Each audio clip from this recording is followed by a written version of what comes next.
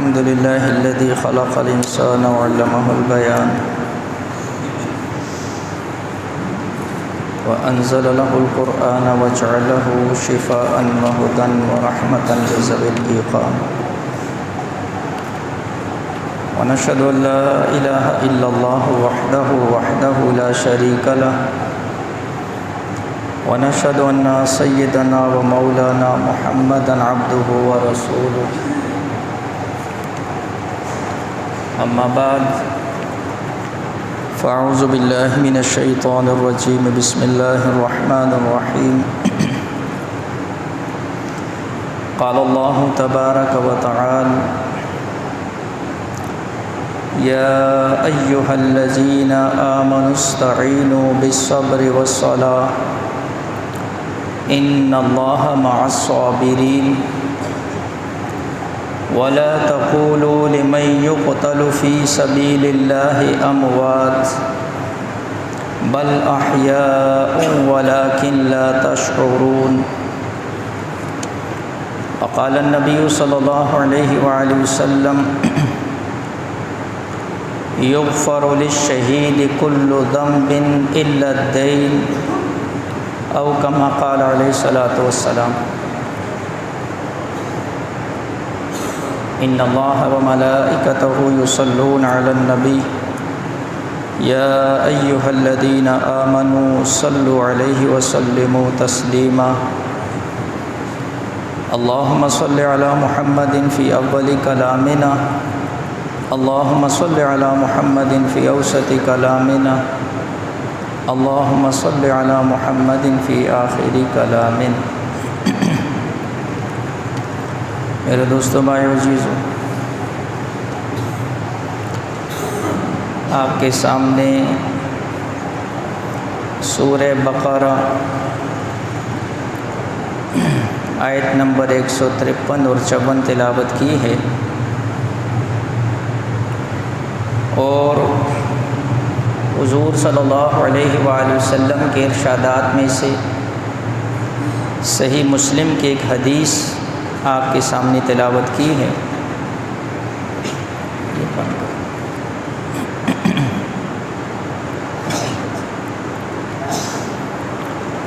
ان آیات کے اندر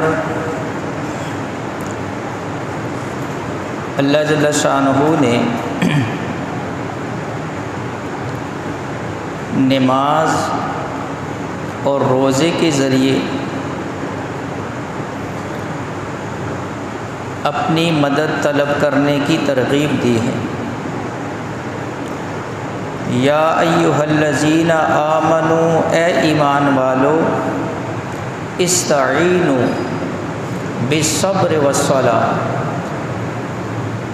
تم مدد طلب کرو صبر اور نماز کے ذریعے۔ ان اللہ مع الصابرین، اور اللہ صبر کرنے والوں کے ساتھ ہے۔ آگے اللہ جل شانہ فرماتے ہیں وَلَا تَقُولُوا لِمَن يُقْتَلُ فِي سَبِيلِ اللَّهِ أَمْوَاتٌ، اور تم نہ کہو ان لوگوں کو مردہ جو اللہ کے راستے میں شہید ہو گئے ہیں، بل احیاء، بلکہ وہ زندہ ہیں، وَلَكِنْ لَا تَشْعُرُونَ، لیکن تم شعور نہیں رکھتے۔ اور صحیح مسلم کی روایت میں اللہ کے نبی علیہ الصلوۃ والسلام نے فرمایا یغفر للشہید کل ذنب الا الدین، کہ اللہ جل شانہ شہید کے تمام گناہوں کو معاف کر دیتا ہے سوائے قرض کے۔ تو اس آیت اور اس حدیث کے تحت شہید کا مقام اور مرتبہ عرض کیا گیا ہے۔ اسی حوالے سے چند باتیں عرض کرنی ہیں کہ اللہ جل شانہ نے مسلمانوں کو ایک تاریخ دی ہے، اور مسلمانوں کی ایک تاریخ ہے جس کو جھٹلایا نہیں جا سکتا اللہ جل شانہ نے مسلمانوں کو ایسا ایمانی جذبہ عطا کیا ہے کہ ہر دور کے اندر اللہ جل شانہ اس کی مثالیں میرے اور آپ کے سامنے لے کر آتا ہے۔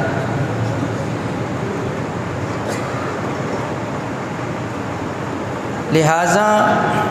اس وقت جو حالات ہیں وہ آپ کے سامنے ہیں۔ اب بھی مسلمانوں کے اندر ایمانی جذبہ اور غیرت کوٹ کوٹ کر بھرا ہوا ہے، بس قیادت کا فقدان ہے، ورنہ آج بھی اللہ جل شانہ مسلمانوں کے ہاتھوں ایسی تاریخ رقم کر رہا ہے کہ شاید ماضی میں بھی اس کی مثالیں نہیں ملتی۔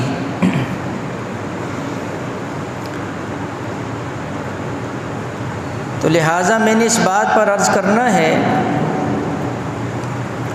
کہ اس وقت کے حالات پوری دنیا کے اندر مسلمانوں کو کنارے لگایا جا رہا، مسلمانوں کا خون پانی سے بھی زیادہ سستا، اور مسلمانوں کو ایک ایک کر کے ذبح کیا جا رہا، اور ہم ہاتھ پہ ہاتھ رکھ کر صرف سوائے افسوس کے 52 اسلامی ممالک اور 2.25 ارب کے قریب مسلمان، اور اس وقت ایک ارض مقدس، ایک ایسی پاک سرزمین جہاں ہزاروں انبیاء علیہ الصلاۃ والسلام کا مسکن، جہاں پر مسجد اقصی جو اس کائنات کے اندر، جو اس روحی زمین پر مسجد الحرام، مسجد نبوی کے بعد سب سے افضل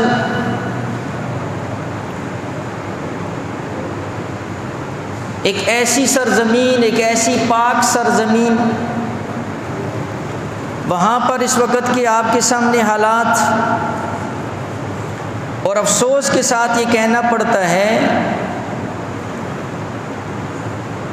کہ ان اسلامی ممالک کے اندر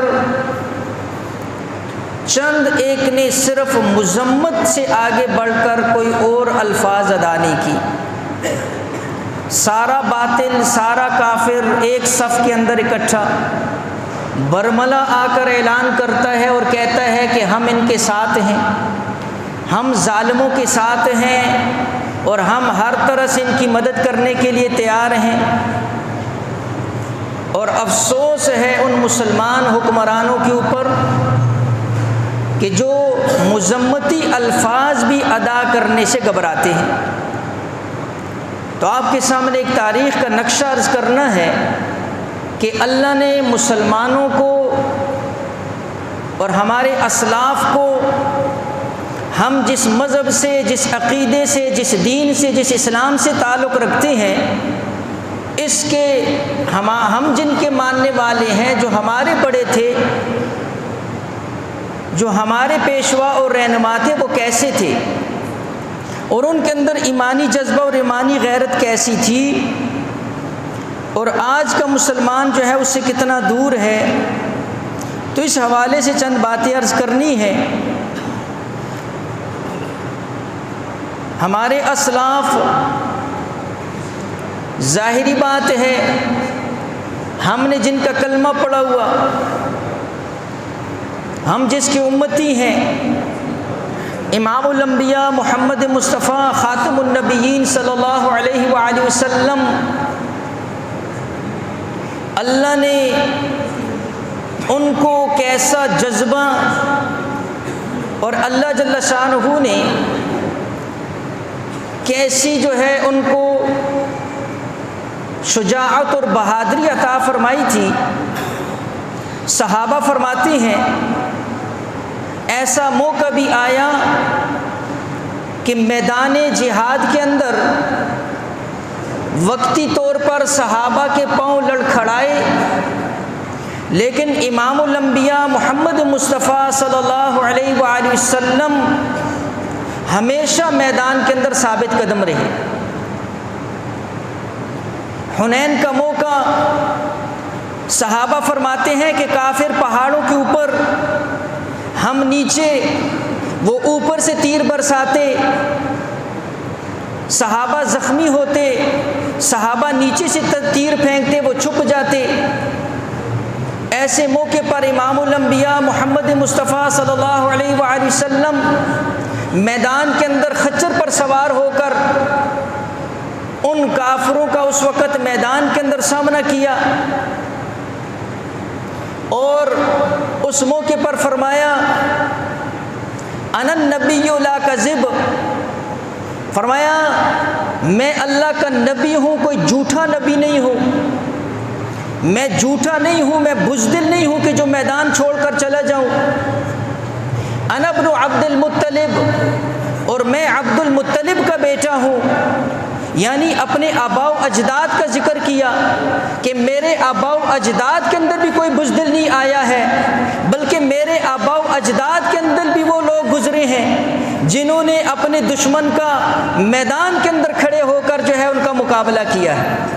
یہ امام الانبیاء کے الفاظ۔ صحابہ فرماتے ایک موقع پر مدینہ کے اندر ایک خبر پھیلی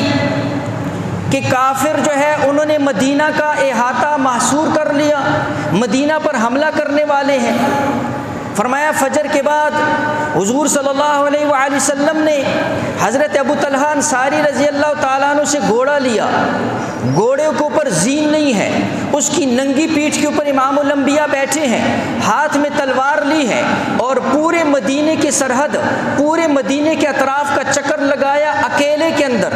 اور چکر لگانے کے بعد واپس آئے، صحابہ کو تسلی دی، فرمایا میں سارے علاقے کا دیکھ کر آ گیا ہوں، آپ سارے جو ہے تسلی رکھو، کوئی دشمن نہیں ہے اور کوئی دشمن حملہ کرنے والا نہیں ہے۔ اکیلے امام الانبیاء گئے اور سارے اس علاقے کا چکر لگایا۔ اللہ رب العزت نے امام الانبیاء کو ایسی شجاعت اور بہادری تو پھر صحابہ میں تو آنی ہی تھی، صحابہ تو نقش قدم پر چلنے ہی والے تھے، صحابہ تو حضور علیہ الصلوۃ والسلام پر اپنی جان قربان کرنے والے تھے۔ احد کا موقع، امام الانبیاء صلی اللہ علیہ وآلہ وسلم کے 2 دندان مبارک شہید ہوئے، خود کی کڑیاں امام الانبیاء علیہ السلام کے رخسار کے اندر جو ہے نا جی گھس گئیں۔ حضرت صدیق اکبر رضی اللہ تعالیٰ عنہ کی آنکھوں کے اندر آنسو جاری ہو گئے۔ حضرت ابو عبیدہ ابن جراح رضی اللہ تعالیٰ عنہ آئے، عرض کیا ابو بکر میں تمہیں اللہ کی قسم دیتا ہوں یہ خدمت میرے حوالے کرو۔ حضور علیہ الصلوۃ والسلام کے رخسار مبارک سے کڑیاں میں اپنے دانتوں کے ذریعے نکالوں گا، اس لیے کہ اگر ہاتھوں سے نکالی چہرہ زیادہ زخمی ہو سکتا ہے، خون زیادہ نکل سکتا ہے، تکلیف زیادہ ہو سکتی ہے، اس لیے میں اپنے دانتوں کے ذریعے نکالوں گا۔ حضرت صدیق اکبر نے اجازت دے دی۔ حضرت ابو عبیدہ ابن جراح رضی اللہ تعالیٰ عنہ دانتوں سے اس خود کی کڑی کو پکڑا ہے، تو سیرت کی کتاب کے اندر ہے جب کھینچا تو سامنے کا دانت ٹوٹ گیا۔ حضرت ابو بکر رضی اللہ تعالیٰ عنہ نے عرض کیا ابو عبیدہ تم چھوڑ دو، فرمایا نہیں ابو بکر یہ خدمت میں نے ہی کرنی ہے۔ پھر جب دوسری طرف سے کڑی کو نکالا دوسرا دانت بھی ٹوٹ گیا، اپنے دانت بھی لو لہان ہو گئے، اللہ کا شکر ادا کیا، فرمایا کہ اللہ نے یہ خدمت کی سعادت مجھے دی ہے، اللہ کے نبی کو تھوڑی تکلیف ہوئی ہے، یعنی کم سے کم تکلیف ہوئی ہے، اگرچہ میرے دانت اس کے اندر ٹوٹ گئے ہیں۔ حضرت ابو بکر رضی اللہ تعالیٰ عنہ فرماتے ہیں اللہ کی قسم حضرت ابو عبیدہ کے سامنے کے 2 دانت ٹوٹ گئے تھے، لیکن جب حضرت ابو عبیدہ مسکراتے تھے اللہ کی قسم سب سے زیادہ خوبصورت حضرت ابو عبیدہ لگتے تھے، اس لیے کہ دونوں دانت اللہ کے نبی کی خدمت کے اندر ٹوٹے تھے۔ اللہ نے بدلے کے اندر ان دانت سامنے کے ٹوٹ جائیں تو چہرہ جو ہے بدصورت ہو جاتا ہے، لیکن یہ اللہ کے نبی کی خدمت کے اندر گرے ہوئے تھے، اللہ نے مزید حسن عطا فرما دیا تھا۔ تو میں نے عرض کیا امام الانبیاء علیہ الصلوۃ والسلام ہر موقع کے اوپر، پھر اسی طرح حضور کی اقتداء کے اندر صحابہ ہیں۔ میں نے عرض کیا ہمارے اسلاف شجاعت اور بہادری تاریخ رقم ہے، تاریخ کتاب سیرت اٹھاؤ، آپ کو نظر آئے گا اللہ نے مسلمان کو ہر موقع کے اوپر، اس لیے کہ جب بھی مسلمان لڑا ہے ایمانی جذبے کی بنیاد پر لڑا ہے۔ جنگیں جذبوں کی بنیاد پر ہوتی ہیں، ہتھیاروں کی بنیاد پر نہیں لڑی جاتی۔ ورنہ آج بھی دیکھ لو فلسطین کے اندر، وہاں پر ساری دنیا کی جو ہے نا جی ان کو ٹیکنالوجی، ساری دنیا کے وسائل ان کو میسر ہیں۔ مقابلے کے اندر میں اور آپ دیکھتے ہیں، ویڈیو سامنے آتی ہیں، چھوٹے چھوٹے بچے فلسطینی بچیاں، ان کے دل کے اندر ذرا سا بھی خوف اور ہیبت اور رعب نہیں آتا ہے، مقابلے کے اندر پتھر اٹھا کر ان کو مار رہے ہوتے ہیں۔ مقابلے کے اندر اس کو ایمانی جذبہ کہتے ہیں، اس جذبے کو شکست نہیں دی جا سکتی۔ یہ وہ ایمانی جذبہ ہے جس کی بنیاد پر اللہ پاک مسلمانوں کو فتح عطا کرتے ہیں۔ اور ابھی پیچھے جو ہے نا جی ہم نے دیکھ لیا 40-42 ممالک ہیں، اور اللہ پاک نے ان کے مقابلے کے اندر جو ہے ان کو اللہ رب العزت نے وہاں سے ذلیل و رسوا کیا۔ ایسے ہی واقعات سے تاریخ پڑی ہوئی ہے۔ غزوہ خندق کا واقعہ ہے، حضرت علی رضی اللہ تعالیٰ عنہ، حضور علیہ الصلوۃ والسلام موجود ہیں، صحابہ موجود ہیں، تو اس وقت کا جو ہے ایک بڑا بہادر، جس کو عرب کے اندر بہت زیادہ بہادر تصور کیا جاتا تھا، اور عرب بھی اس کے مقابلے کے اندر آتے سے گھبراتے تھے، اور عمر بن عبد ود غزوہ خندق کے موقع پر مقابلے کے اندر آیا اور مسلمانوں کو للکارا، کہا تم مسلمان کہتے ہو کہ جو تمہارے ہاتھوں سے مرے گا وہ جہنم میں جائے گا،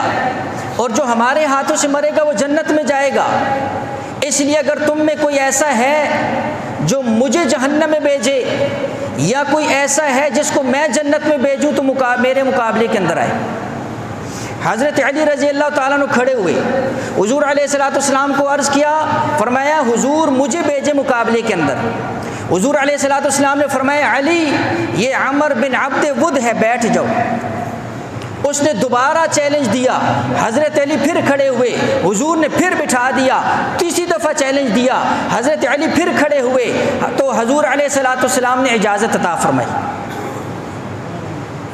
حضرت علی رضی اللہ تعالیٰ عنہ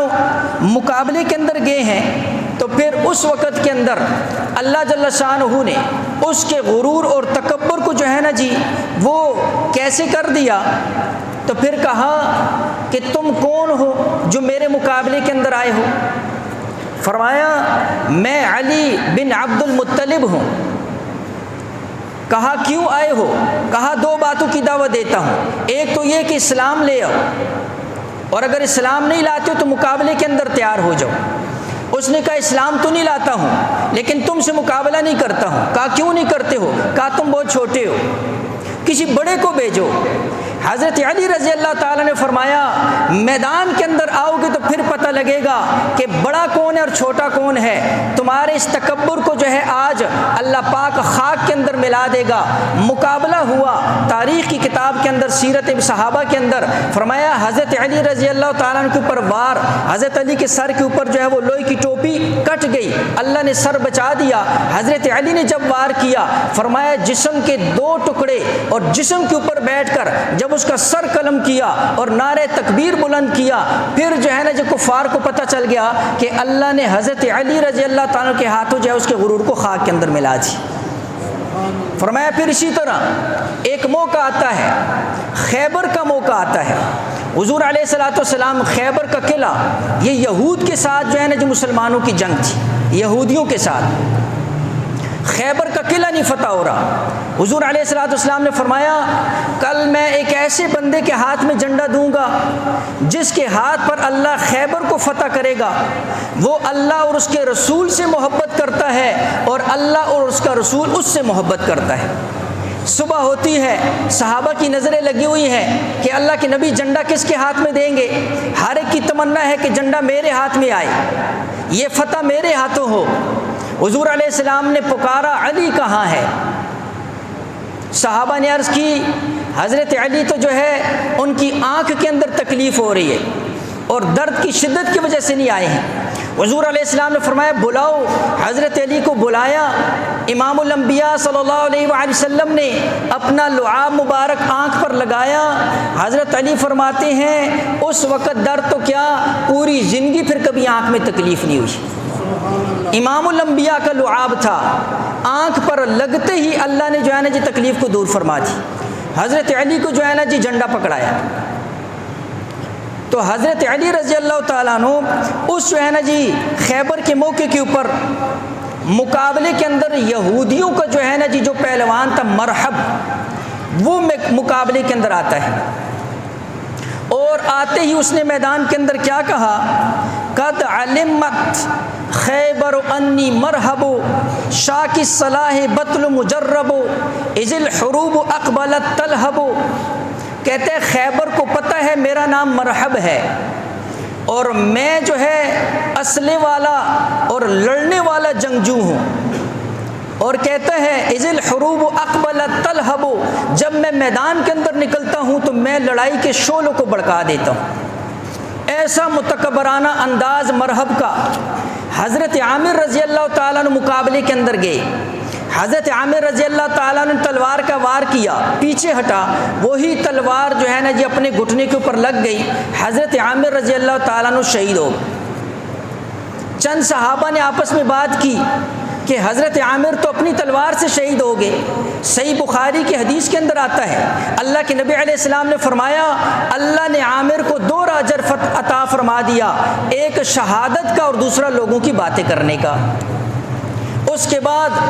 حضور علیہ الصلوۃ والسلام سے اجازت لی حضرت علی رضی اللہ تعالیٰ عنہ نے، فرمایا اس مرحب کے مقابلے میں میں جاتا ہوں۔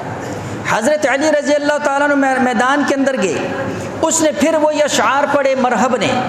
حضرت علی رضی اللہ تعالیٰ عنہ میدان کے اندر گئے، اشعار پڑھے، فرمایا انا الذی سمتنی امی حیدرا، فرمایا میں وہ ہوں جس کا نام اس کی ماں نے حیدر رکھا ہے۔ حیدر کا معنی شیر ہوتا ہے، شیر۔ فرمایا انا الذی سمتنی امی حیدرا، میں وہ ہوں جس کا نام اس کی ماں نے حیدر رکھا ہے۔ فرمایا کلیس غابات کریہ المنظرا،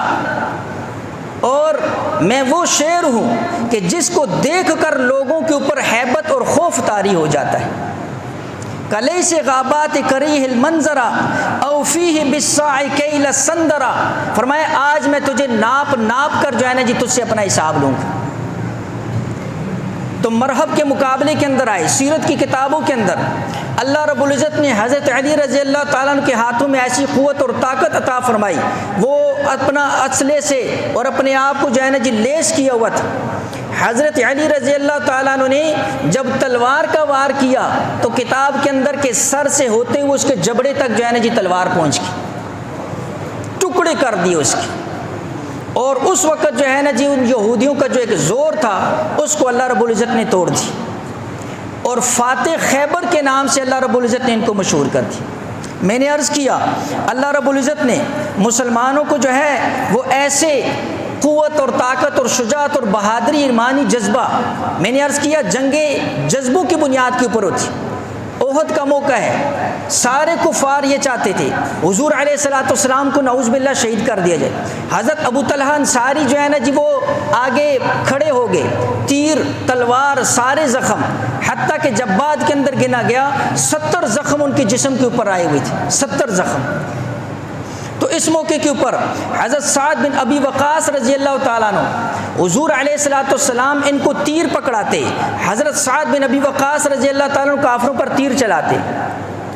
یہ وہ خوش نصیب صحابی ہیں جن کو امام الانبیاء محمد مصطفیٰ صلی اللہ علیہ وآلہ وسلم کیا فرماتے، فدا کا ابی و امی، فرمایا سعد ان کافروں پر تیر چلاؤ، میرے ماں اور باپ تم پر قربان ہو۔ امام الانبیاء نے ان کو فرمایا سعد ان کافروں پر تیر چلاؤ، میرے ماں اور باپ تم پر قربان ہو۔ صحابہ حضور کو فرماتے تھے فدا کا ابی و امی، اور حضور حضرت سعد بن ابی وقاص رضی اللہ تعالیٰ عنہ کو فرما رہے۔ میں نے عرض کیا یہ ایسی مثالیں جو ہیں حضور علیہ الصلوۃ والسلام جو ہے ایسے موقعوں کے اوپر خوش ہوتے تھے، صحابہ کرام خود ترغیب دیتے تھے، صحابہ کو فضائل سناتے تھے۔ ایک حدیث کے اندر حضور علیہ الصلوۃ والسلام نے کئی فضائل جو ہے نا جی شہید کو ذکر فرمائے۔ ایک حدیث کے اندر 6 7 فضائل حضور علیہ الصلوۃ والسلام نے شہادت کے جو ہے نا جی ذکر فرمایا حضور علیہ الصلوۃ والسلام نے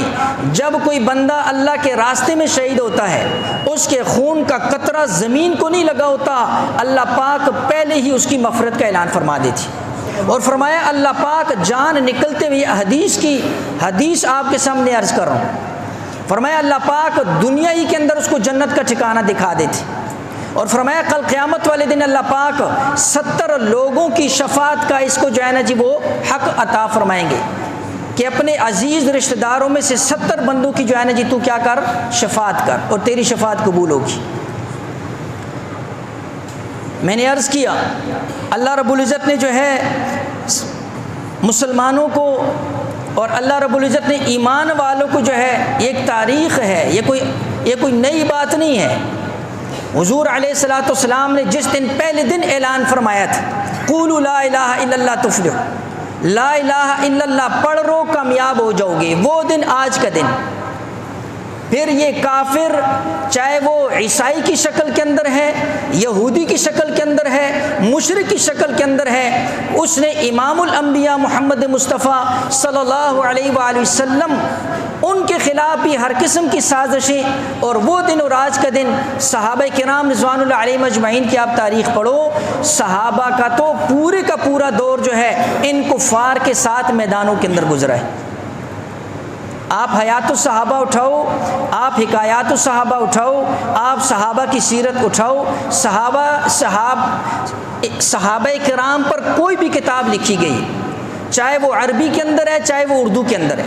آپ ذرا اس کا مطالعہ کرو، اس کے اندر دیکھو کہ صحابہ کرام رضوان اللہ علیہم اجمعین کے دن اور رات مصلی کا کتنا ذکر ہے اور ان کا میدان جہاد کا کتنا ذکر ہے، پھر آپ کو اندازہ ہوگا۔ آج پوری دنیا کے اندر اس لفظ جہاد کو کیوں بدنام کر دیا؟ آج مسلمانوں کو جو ہے یہ نام لیتے ہوئے مسلمان گھبراتا ہے، آج یہ نام لیتے ہوئے مسلمانوں کو جو ہے نا جی ایک وحشت طاری کر دی ہے، آج مسلمانوں کے اندر اس کو جو ہے نا جی دہشت گردی کا نام لے دیا ہے، آج مسلمانوں کو جو ہے نا جی مسلمان نام لیتے ہوئے اور اپنی مجلس کے اندر اس کا تذکرہ کرتے ہوئے مسلمان گھبراتا ہے۔ یہ سارے اہل باطل کی وہ محنت ہے، 484 آیات قرآن کے اندر اللہ رب العزت نے اس کے اوپر اتاری۔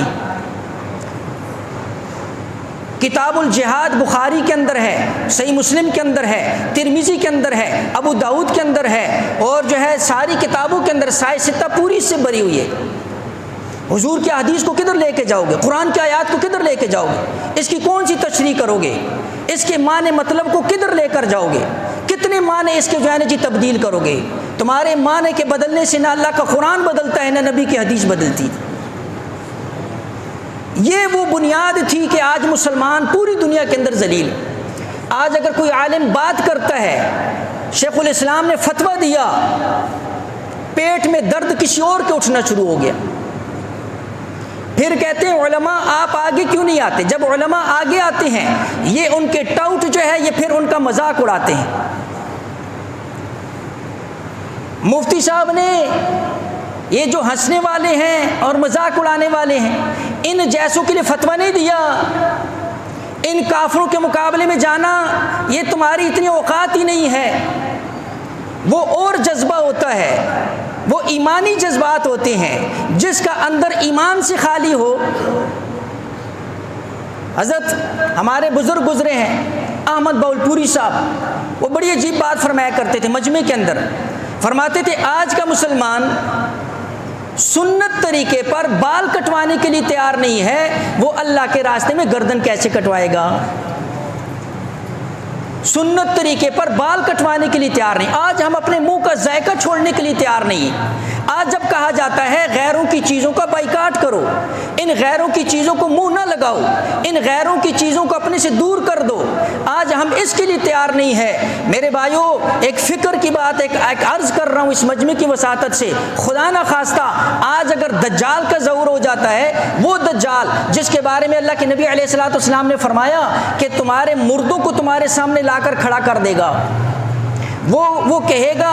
بادل سے جو ہے نا جی بارش برسنا شروع ہو جائے گی، زمین فصلیں اگانا شروع ہو جائے گی، تو تم خود اندازہ کرو کہ ہم اس فتنے کا مقابلہ پھر کیسے کریں گے، ہم سب اس کے اندر جو ہے نا جی وہ بہک جائیں گے۔ یہ سارے کے سارے اس دجال کے لیے جو ہے نا جی یہ راستے ہموار ہو رہے ہیں، اور یہ خود بخود دو کیٹیگریاں بن رہی ہیں، امام مہدی کا لشکر الگ ہو رہا ہے اور دجال کا لشکر الگ ہو رہا ہے۔ جو آج جو ہے نا جی دینی احکامات کے اوپر ہنسنے والے ہیں، مسلمانوں کے جسم کے لوتھڑے دیکھ کر ان کے جسم کے ان کے دل کے اندر ذرا سا بھی زیادہ جو ہے نا جی وہ تکلیف نہیں ہوتی ہے، مسلمان بچوں کو جو ہے نا جی جسم کے لوتھڑے دیکھ کر ان کے جسم کو تکلیف نہیں ہوتی ہے، ان کافروں نے نہ ہسپتال چھوڑے، نہ جو ہے نا جی نہ شفا خانے چھوڑے، نہ انہوں نے گھر چھوڑے، نہ بچے چھوڑے، نہ جو ہے نا جی عورتوں کو بخشا، نہ معصوموں کو بخشا، کسی کو بھی نہیں چھوڑا، خیموں کے اندر اگر ہیں ان کو بھی جو ہے نا جنہوں نے جلا کر راکھ کر دیا، اور یہ پھر بھی کہتے ہیں کہ جی آپ جو ہے نا جی کیوں ایسی بات کرتے ہیں اور کیوں جو ہے نا جی فتوے والی بات کرتے ہیں۔ تو بات کرنے کا مقصد یہ ہے کہ یہ وہ دجالی لشکر خود بخود اپنے آپ کو جو ہے نا جی دجال کے اپنی صفوں کے اندر گھسا رہے ہیں، یہ خود بخود اپنے آپ کو اس طرف لے کر جا رہے ہیں۔ اللہ نے تو ان کو جذبات عطا کیے ہیں۔ فلسطینی ماں ہے، اس کا انٹرویو آیا، گھر کے اندر 7 جنازے پڑے ہوئے، 3 بیٹے 2 بیٹیاں، شوہر اور بھائی، 7 جنازے، اور ان 7 جنازوں کے اوپر آنسو نہیں بہا، اور اس نے کیا کہا اگر مجھے اللہ اور اولاد دیتا میں اس کو بھی مسجد اقصی کے اوپر قربان کر دیتی۔ فلسطینی ماں کا اتنا جذبہ ہے، اور یہاں جو بھاگنے کے اندر مشہور ہے یہ سمجھتے ہیں کہ ہمارے لیے فتویٰ دیا، تمہاری کیا اوقات ہے، تمہاری تو اتنا ایمانی جذبہ نہیں ہے جتنا فلسطین کے ایک چھوٹے بچے کا ہوتا ہے۔ وہ تو ایمانی جذبے والے ہیں، اللہ نے ان کو قبول کیا ہوا ہے، ان کی زبانوں پر اللہ نے قرآن کو جاری کر، پورے فلسطین کے اندر علماء نے لکھا شاید ہی کوئی ایسا گھر ہو جس کے اندر کوئی حافظ نہ ہو، پورا فلسطین ہر گھر کے اندر حافظ ہے، اور اللہ نے ان کو قرآن کے لیے ایسا قبول کیا ہوا ہے کہ ان کے بچے کو اللہ نے ایسا حافظہ دیا ہوا ہے، ان کا بچہ عام طور پر 3 ماہ کے اندر قرآن کا حافظ بن جاتا ہے۔ ہمارے بچے 3 سال میں بھی نہیں بنتے، فلسطین کے بچے 3 ماہ کے اندر قرآن کے حافظ بن جاتے ہیں۔ اللہ نے ان کی زبانوں پر اللہ نے قرآن کو جاری کر دی۔ میں نے عرض کیا یہ جو ہے نا جی ایسا جذبہ، ایسا ایمانی جذبہ، اور یہاں پر جو ہے نا جی ایک بندہ صرف اپنی تھوڑی سی خواہش کو چھوڑنے کے لیے تیار نہیں ہے، کل جب آ جاتی ہے بات، کل جب اپنی یہاں پر آ جائے گی بات، اور یہاں پر کہا جائے گا کہ اب نکلو، اور یہاں پر کہا جائے گا کہ اب مقابلہ کرو، تو یہ پھر بھی وہی حجت ہیل والے ہوں گے، یہ تب بھی مقابلے کے اندر نہیں آئیں گے۔ میدان کے اندر آنے کے لیے ایمانی جذبے کی ضرورت ہوتی ہے، اور اللہ اور اس کے رسول سے محبت کی ضرورت ہوتی ہے۔ ایک صحابی بھاگ رہے ہیں، حضرت سعد بن ابی وقاص، جب ان کو کسی نے خبر دی نا، نعوذ باللہ حضور علیہ الصلوۃ والسلام شہید ہو کے تلوار لے کر بھاگے، اچانک اللہ کے نبی علیہ السلام سامنے آ گئے۔ حضور نے فرمایا سعد کہاں بھاگ رہے ہو؟ فرمایا حضور مجھے تو خبر ملی تھی آپ شہید ہو گئے۔ فرمایا اچھا اگر میں شہید ہو جاتا تم کیا کرتے؟ فرمایا اس ذات کی قسم جس کے قبضے میں میری جان ہے، جب تک میری جسم کے اندر اور روح کا تعلق باقی ہے، میرا ایک بھی سانس باقی ہے، میں اس وقت تک جو ہے ان کافروں کے ساتھ لڑتا رہتا۔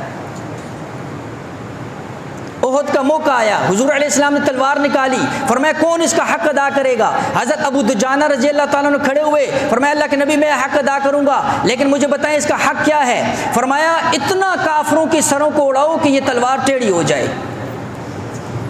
حضرت ابو دجانہ نے سر کے اوپر سرخ کپڑا باندھا اور تکبرانہ چال چلے۔ حضور نے فرمایا اللہ کو یہ چال پسند نہیں ہے، لیکن یہ اس میدان کا موقع ایسا ہے کہ اس میدان کے اندر اس تکبرانہ چال کو بھی اللہ پاک پسند فرماتے ہیں۔ تو میں نے عرض کیا وہ ہمارے اسلاف صحابہ اللہ رب العزت نے جو ہے ان کو ایمانی جذبہ اور قوت عطا فرمائی تھی، تو اس لیے میں نے عرض کیا دیکھیں ہر بندہ اپنے جتنا لا یکلف اللہ نفسا الا وسعها، اللہ فرماتے ہیں میں کسی پر اتنا بوجھ نہیں ڈالتا جس کو وہ نہ اٹھا سکے، ہر بندہ اپنی استطاعت کے مطابق مکلف ہے، جو جتنا کر سکتا ہے، جس درجے میں کر سکتا ہے، وہ اس درجے کے جو ہے نا جی اعتبار سے اپنا کام کرے۔ میں نے جس طرح پہلے عرض کیا، جو بائیکاٹ کے اندر حصہ لے سکتا ہے وہ جو ہے نا جن کافروں کی چیزوں کی جو ہے نا جی وہ کرے، اگر کسی ان کے ساتھ کوئی لین دین والا معاملہ ہے تو لین دین کو ترک کر دے، اگر دل کے اندر جو ہے نا جی کوئی محبت اور کوئی اس طرح کا تعلق ہے اس کو ختم کر دے، جو جس درجے کے اندر کر سکتے اپنے درجے کا حصہ اس کے اندر ڈالے، تاکہ کل قیامت والے دن اگر حضور اللہ کے دربار کے اندر جو ہے نا جی پیشی ہو کر سوال ہو، اتنا تو کہہ سکے مولا میرا اتنا ہی بس تھا، میں اتنا ہی کر سکتا تھا۔ اس لیے اس اعتبار سے جو ہے، اور میں نے عرض کیا وہ تو بہت بڑی بات ہے، میدان کے اندر جانا تو بہت بڑے ایمانی جذبے، اور اس کے لیے تو پہاڑ جیسا سینہ چاہیے ہوتا ہے۔ یہاں تو آواز لگتی ہے، 3 دنوں کی آواز لگتی ہے، شب جمعہ کی آواز لگتی ہے، اور یہاں تو آواز لگتی ہے 40 دن 4 ماہ کی آواز لگتی ہے، اور پتہ بھی ہے جانا ہے، دوبارہ واپس بھی آنا ہے۔ اتنے کے لیے بھی ہم اور آپ جو ہے نا جی تیار نہیں ہوتے۔ ابھی یہ اسلام آباد اجتماع ہمارا آ رہا ہے، اور ہم اور آپ جو ہے نا جو اس کے میزبان ہیں، مہمان آئیں گے باہر سے۔ یہ ساتھ جو ہے نا جی یہ ابو القاسم مسجد 26 نمبر، تو یہاں پر جو ہے نا جی جو اجتماع 25 کو، اس حوالے سے جو ہے سب سے پہلا تقاضا یہ ہے کہ خدمت، میدان کی خدمت کے لیے وہاں پر لوگ آئیں گے، لاکھوں کا مجمع ہوگا، نماز، وضو، تلاوت، ذکر، تہجد وہ اس میدان کے اندر جو ہے نا جی ادا کیا جائے گا۔ جو اس میدان کے اندر کسی بھی صورت کے اندر خدمت کے اندر جو ہے نا جی وہ حصہ دار بنے گا، سب کا جو ہے نا جس کے اندر حصہ ہو۔ مختصراً ایک جو ہے نا جی غزوے کے موقع پر ایک لشکر جو ہے نا جی سفر کے اندر صحابہ جو ہے نا جی نماز روزے کے اندر کھڑے ہو گئے، تو ایک صحابی نے اس کے دیکھے اللہ کے نبی یہ کتنے بڑے جو ہے نا جی یعنی سفر کی تھکاوٹ ہے، یہ پھر بھی اپنے نماز کے اوپر کھڑے ہو گئے۔ حضور علیہ السلام نے فرمایا ان کے گھوڑوں کو دانہ کس نے دیا، ان کے گھوڑے کس نے باندھے، ان کی خدمت کس نے کی؟ فرمایا فلاں نے۔ فرمایا ان سب کی عبادت کے اندر جو ہے نا جو اس بندے کا حصہ ہے۔ تو جو خدمت کے لیے جائیں گے تو وہاں ان سب کی عبادت کے اندر خدمت والوں کا بھی حصہ ہو، تو اس کے لیے بھی جو ہے نا جو اپنے آپ کو پیش کریں وہاں میدان کے اندر، اور اپنی ذات کے اعتبار سے بھی دوسروں کو بھی اس کی دعوت دیں۔ اللہ جل شانہ سمجھ کر عمل کی توفیق دے۔ وآخر دعوانا الحمدللہ۔